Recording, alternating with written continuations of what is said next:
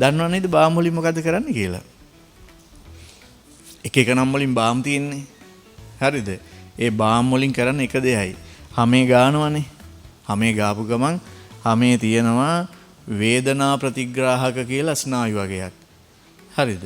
ඒවට ඒ අර ක්‍රීම් එකට ඒක දැවිල්ල හැදෙනවා.